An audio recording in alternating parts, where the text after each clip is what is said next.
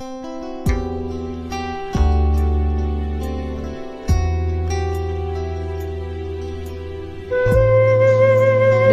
budak angon jeung ajag. Kacaritakeun di hiji lembur sisi leuweung aya hiji budak angon anu ngangon puluhan domba kagungan juragan Bunghar. Manehna dibere pancen miara domba ingon-ingon nu dununganana jeung ngajaga eta ingon-ingon tina serangan satoganga saperti ajag. Unggal poe pagawean manehna ngan ukur ngangon. Manehna ngarasa bosen sakolebat kapikir ku manehna hiji akal. Manehna ujug-ujug ngagorowok tarik pisan.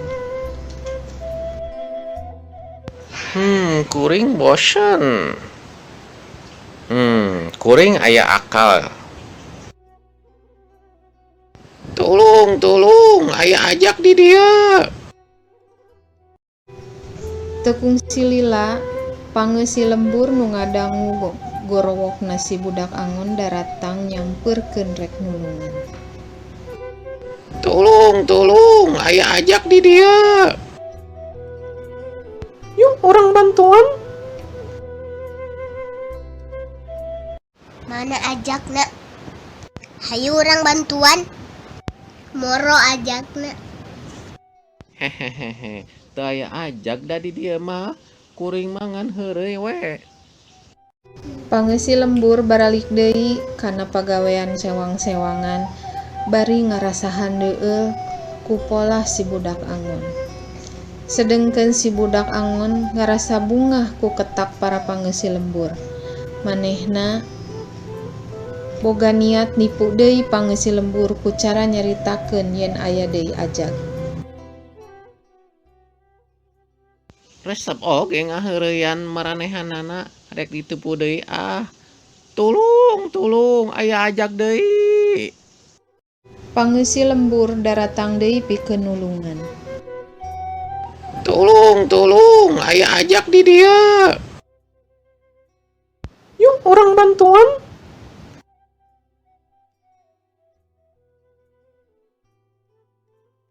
Mana ajakna?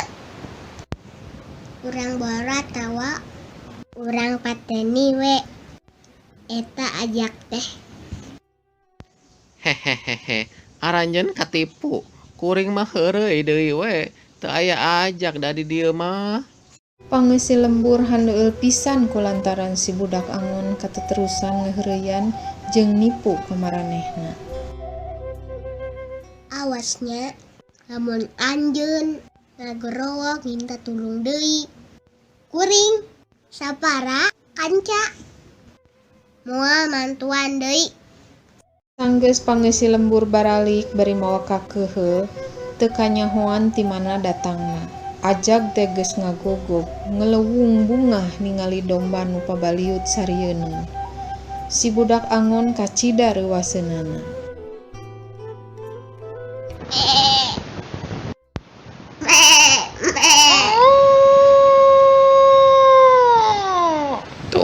Tulung, aya ajak di dia. Manehna ngagorowok bari pinuh ku kasieun. Sanajan tarik ngagorowokna, tapi teu aya saurang-urang acan pangeusi lembur nu datang nulungan. Tulung, aya ajak di dia. Keun we. Antepkeun lah. Manehna jigana ngaheureuyan deui. Si budak angon pohara sedihna. Domba ingon-ingonna beak dihakan ajag. Manehna ngarasahan jakal geus ngulinkeun kapercayaan sakabeh pangeusi lembur. Tina ieu carita aya pangajaran anu tiasa ku urang dicanda. Ulah sok ngulinkeun hal anu daria komo urusanana jeung picilakaeun atawa balai. Heureuy kudu saluyu jeung waktuna sangkan teu kaleungitan kapercayaan ti batur.